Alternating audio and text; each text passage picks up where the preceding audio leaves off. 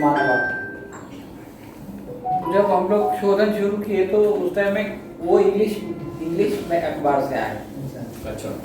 मैं तो उर्दू लिखता था, तो हम लोग अपनी ज़बान में, उर्दू में लिखता था, वो इंग्लिश में लिखते थे, ऐसा लिखते थे। तो एक ट्रांसलेटर था, वो एक बुजुर्ग थे, वो तर्जुमा करते थे मराठी। तो वो जो आदमी को मराठी एक सेंटेंस लिखना नहीं आता था, यानी इफ्तिखार साहब को, फिर उन्होंने मराठी में लिखना शुरू किया। उसके बाद वो मराठी की जो जमात ने जो तर्जुमा किया मौलाना मौदूदी का, तो उसकी कमेटी में उनको डाल दी कि भाई वो ट्रांसलेशन को इम्प्रूव करो।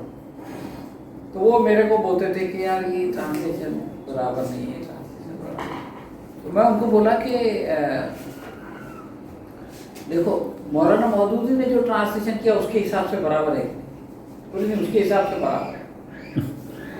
तो मैंने कहा फिर ये मौलाना मौदूदी के ट्रांसलेशन का ट्रांसलेशन है, तो आप लड़ाई नहीं कर सकते। अगर आपको लगता है कि इसका कुछ और ट्रांसलेशन होना चाहिए तो आप अपना ट्रांसलेशन करो। तो वो हाँ करते थे। बाद में उन्होंने कुरान मजीद का मराठी ट्रांसलेशन किया और वो ट्रांसलेशन डायरेक्ट था अरबी से, अरबी और अरबी के अलग अलग ट्रांसलेशन को पढ़ के मराठी में लिखते थे। मतलब ऐसा नहीं कि किसी एक ट्रांसलेशन का ट्रांसलेशन नहीं, खुद अरबी उसको थोड़ी आती थी, उनको वहाँ पढ़े थे रामपुर में, और फिर अलग अलग ट्रांसलेशन भी पढ़ते थे, जो भी आयत का तर्जुमा करना होता था अलग अलग, और फिर एक तर्जुमा अपने से डायरेक्ट मराठी में लिखते थे। तो जो वो ट्रांसलेशन हुआ, तो जो मराठी वालों ने पढ़ना शुरू किया, तो वो बोलते थे कि ये मराठी में सोचा है, मराठी में लिखा है, ये उर्दू में सोचा है, मराठी में लिखा है। तो वो लोग पहचान लिए। हाँ।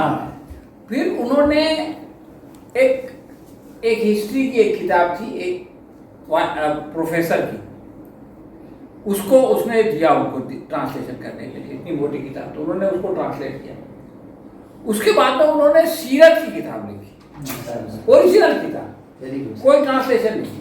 वो ट्रांसलेशन का जब इनॉग्रेशन हुआ तो वही प्रोफेसर को बुलाए, जिसकी मराठी किताब का इन्होंने उर्दू किया था, उसको वो किताब दी कि आप इसको पढ़ो और आप इसका ये सुना, इसके इनॉग्रेशन में आओ।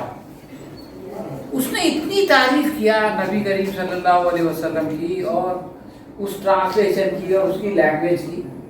यानी मैं ये कहना चाहता हूँ कि एक आदमी जो कि इंग्लिश में लिख के मराठी में ट्रांसलेशन का मोहताज था, उसने चंद साल में, समझो 5 साल 7 साल में, अल्लाह ताला ने उसके अंदर ये सलाहियत पैदा किया कि उसने कुरान मजीद का तर्जुमा किया, सीरत पे किताब लिखा।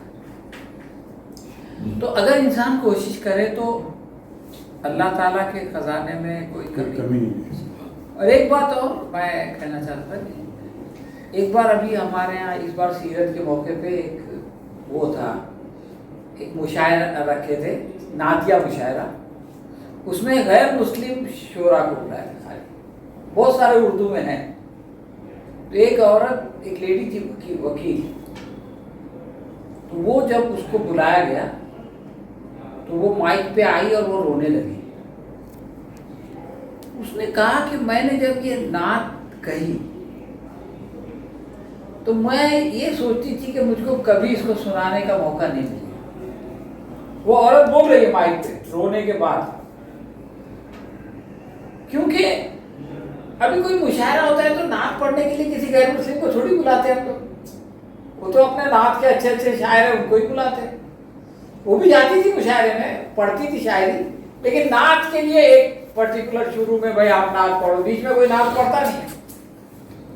तो बोली कि आज मैं इतनी खुश हूँ, जो चीज़ मैंने कभी सोचा नहीं था कि ये होगा, कि मैं अपनी नात सुनाऊंगी जो नात। अब बताइए उसको नात कहने की इंस्पिरेशन मिलना, जबकि उसको यकीन है कि इसका सुनाने का मौका नहीं मिलेगा, फिर भी उसका नात कहना कितनी बड़ी चीज़। और फिर वो उसका मौका आना और फिर उसका इमोशनल होना। तो कई बार ऐसी चीज़ें होती हैं कि वो हमारे कैलकुलेशन में नहीं बैठती, लेकिन रियल लाइफ में हो जाती है।